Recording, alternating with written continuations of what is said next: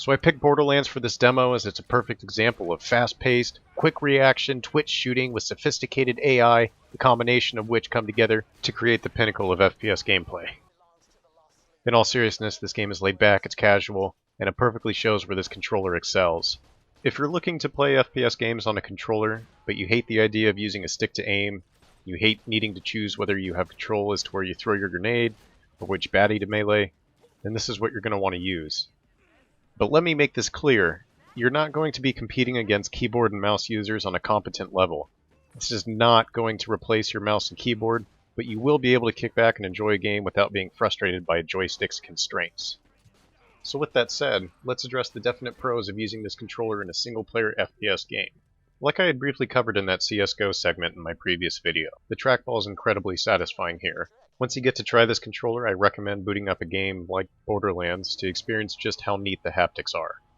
In this scenario, we get little vibrations that feel as though there is a tiny trackball sliding just underneath your thumb, and you can both hear and feel just how quickly you'll be snapping to your next target. The next advantage over a standard controller is we can do everything the game requires without needing to lift your thumbs off of the pads, and I mean everything.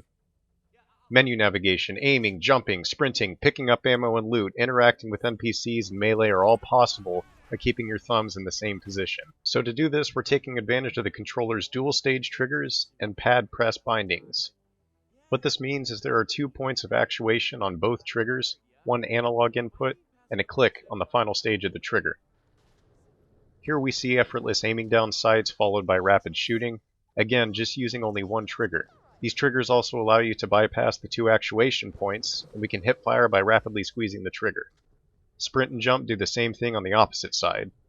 The initial squeeze will be our sprint, and jumping is able to be initiated either from a sprint or by stationary positioning. To close, I just want to reinforce this video with some honesty, and say again that you won't be going up against other players using a keyboard and mouse with this thing. So to put all of this to a brief summary, the trackball mode shines in FPS play. Being able to control the entire game without needing to access face buttons ensures you can get hours of play without straining or cramping your hands.